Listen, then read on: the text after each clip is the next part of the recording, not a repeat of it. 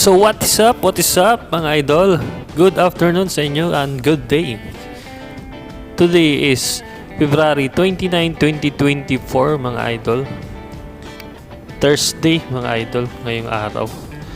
So for today's video is ang tatalakayin natin is yung nangyaring kaganapan at yung mga incident na nangyari sa Boss Ironman 2024 Luzon Loop mga idol.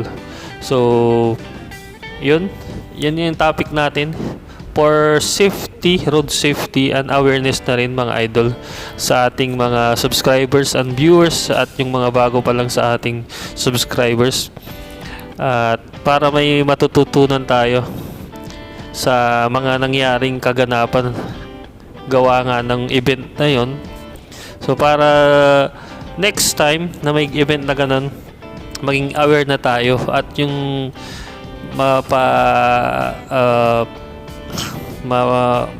masaayos o mas maging ligtas sa mga tao at sa mga riders yung video na to makatulong. So tara, at may ipapanood ako sa inyo dito sa taas ng screen yung compilation nga ng mga Boss Ironman 2024. So tatapusin nyo tong video mga idol, at subscribe na rin po kayo mga idol at click nyo na rin yung notification bell. So ito, ipapanood ko na sa inyo tong video dito sa left side mga idol.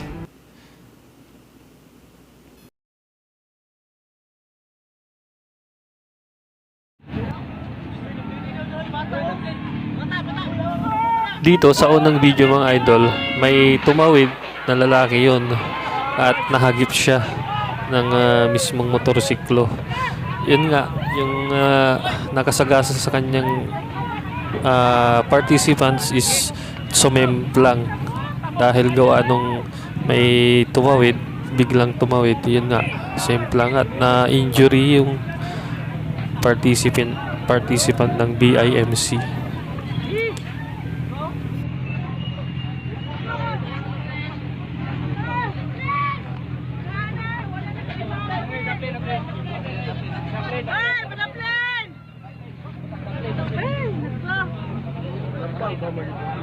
Tabok dia itu. Tabok siya oy. Oy.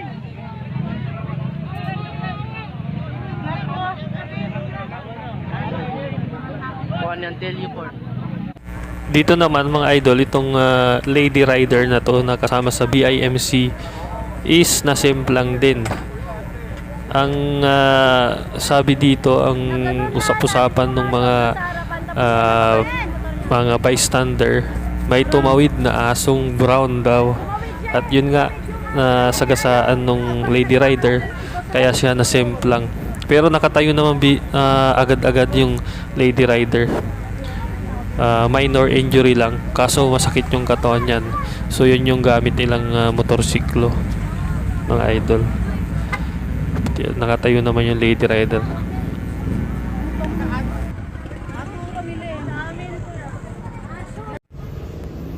Ito naman mga idol, sumemplang yung naka BMW.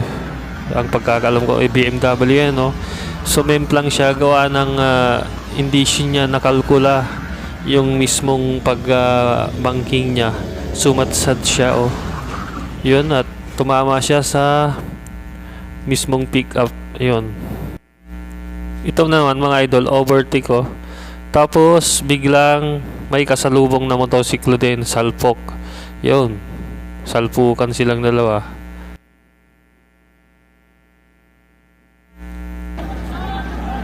Yun, oh, boom, salpok din mga idol, may tumawid na motor. Ito naman mga idol, oh, malala, grabe. Tanggal yung makina mismo ng big bike. Yung rider naman na participant is nakaupo doon sa may mismong bangketa at nilalapatan ng first aid. Yun, oh. So matindi, hindi siya makagalaw, oh. Tanggal yung makina niya, oh. So ilan silang nag-ano dyan, Ilan yung nagkarambola dyan na motor. Ano, Kawasaki? Parang meron no?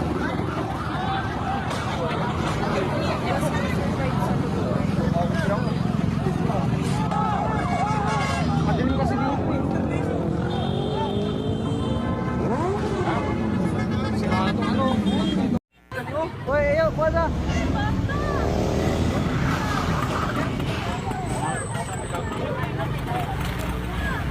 Ito naman, XTV, XADVA 750cc itong motor na to na laglag oh. Tapos yung rider din, ganun din. Medyo severe yung mismong injury niya. Kasi hindi siya makagalaw oh. Inaakay siya nung ano. Pero dapat pag ganyan mga lods, hindi natin gagalawin, hindi natin pwedeng galawin yan kasi nga hindi natin alam mamaya mas lalong lumala yung damage sa katawan ng mismong biktima.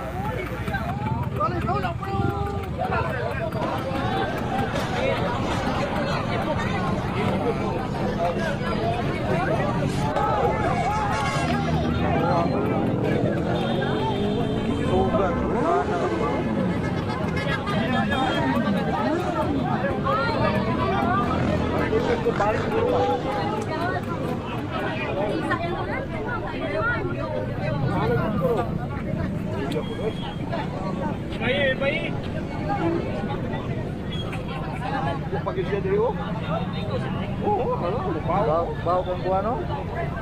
Magkano ka? Ako pa rin yung para.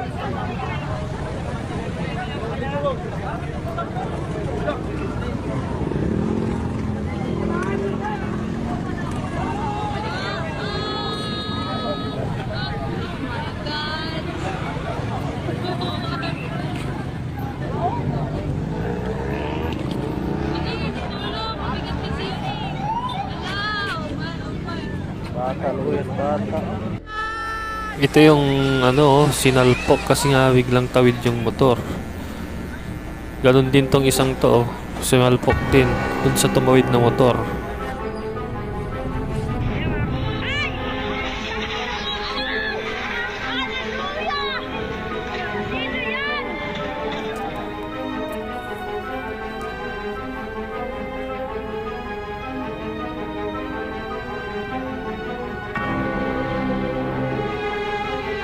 Ito naman yung kumain ng linya na sa kaliwa, sumalpok.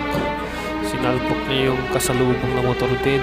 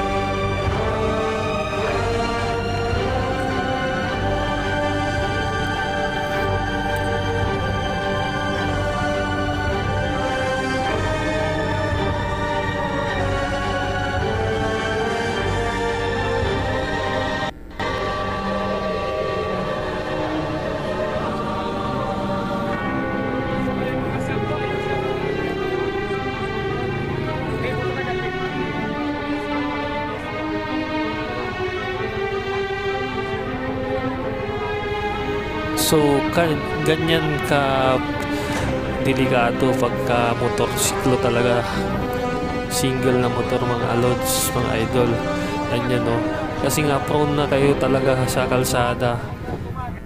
Yung katawan natin is talagang ano lang yan. Sensitive yan pagka malakas ang impact. Ito naman, yun din, salpok din sa mismong mga motor din na ano, na kasalubong oh.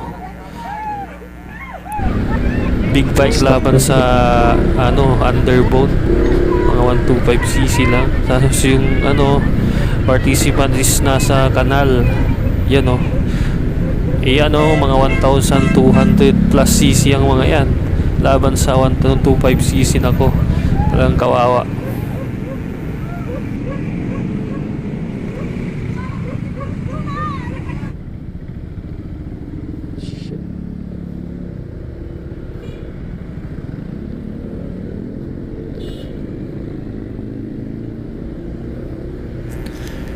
Ito yung napakadelikado mga lodso. Reckless yung ganyan kasi kinain mo na yung kabilang lane. Sabihin natin, sige, broken line, pero delikado yung blind spot di ba? Salpok. Yung napakadelikadong ginawa ng rider na yan. Kailangan isipin nyo ng pwedeng kalalabasan yun, salpok biglang tawid ng motor, salpok, kunana. Ito rin ang bibilis, di ba?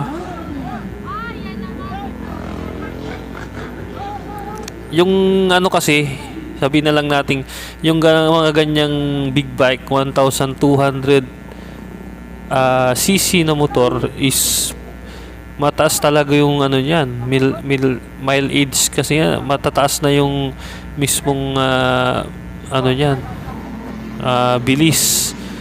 Pinaka minimum ng mga yun is 100.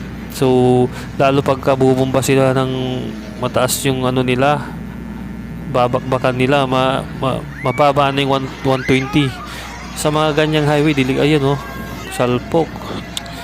Pagka tumama yan, nasagasaan ka nun, grabe ang injury mo nun. Same din dun sa mismong driver ng motor na 1,200cc and up, kasi nga prone na yung katawan mo sa mismong kalsada. Yung impact kung saan ka pwedeng humampas, may grabing malalaang damage yun sa katawan mo. So yun mga lods, kung napanood nyo, maging lesson learned sana sa mga kapwa natin riders na ang katawan natin is napaka-prone talaga pag nagbumotorsiklo, prone talaga sa accident. Sana maging aral sa atin tong video na to mga idol. Alalay. Ay nahulog. Hulog.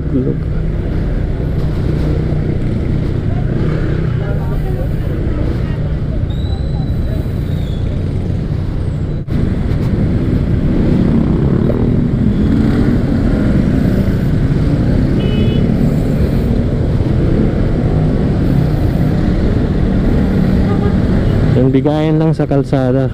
Iipit tayo dyan, guys. Dahan-dahan lang. Punta rin tayo sa paroroonan natin.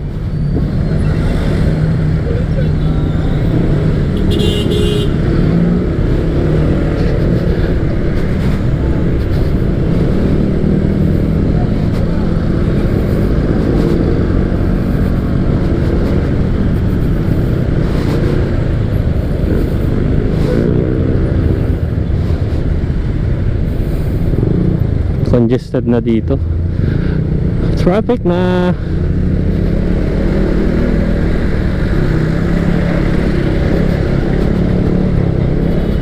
Okay, bang.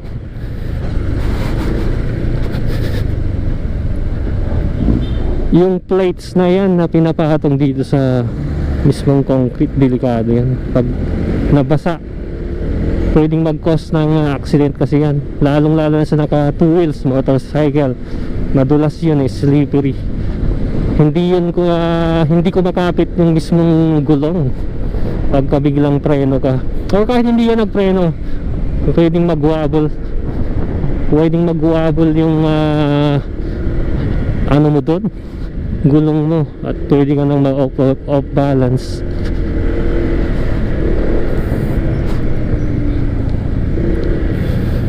Let's go. Stop. Let's go. So yun nga, di ba? Yung napanood natin na yan sa Boss Ironman na yan is napakadelikado. Pwedeng mag-cause ng accident or severe injury sa mga tao or sa rider mismo. So napaka-delikado yung ganyang event. Kailangan pag may event na ganyan, well coordinated sa area, dapat maraming nag-a-assist para hindi na ulit yung mga ganyang accident or masaktan ng malubha. Yan, para maiwasan yung ganyang may masaktan na malubha. Oh,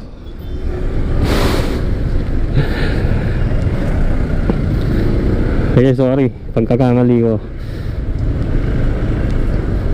Hindi naman tayo gano'n na dire-diretsong labas. Pag ganito, low speed lang. Huwag tayong mabilis. Stop. Ilang seconds? 12 seconds. So dito na tayo sa lane natin. Hindi na tayo lilipat. Kasi dito tayo, papasok na tayo dyan, oh, sa may De La Rosa. Let's go.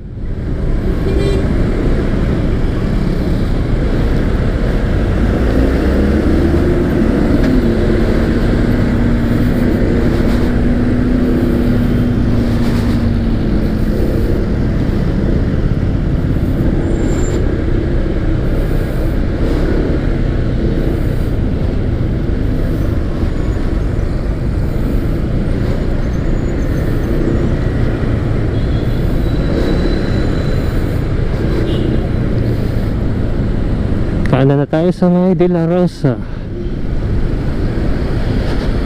So yun mga lods, maging aral yung napanood nating video sa taas. Maging awareness pag nasa highway tayo.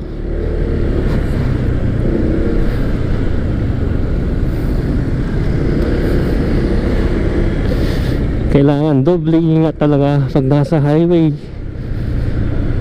Maging aware ka sa safety. Pinaka the best, number one is yung safety mo. Safety at safety na ang nasa paligid mo. Kasi nga pag nasa kali ka, pwede kang makakause ng accident or ikaw yung ma-aksidente. Pwedeng mechanical or mismong tao ang maka-aksidente, mag-cause na accident. So lagi tayong mag-iingat. So yun lang, dito ko na tinatapos yung maiksi nating for today's video mga lods, regarding sa Boss Ironman Challenge 2024 na nangyari nito lang February. So maging aral po ito sa atin para next event na ganito, maiwasan na natin yung may masaktan at pwedeng mag-cause, worst scenario is mag-cause ng death. So yun lang, doon na nagtatapos ang ating short videos for today. So peace out.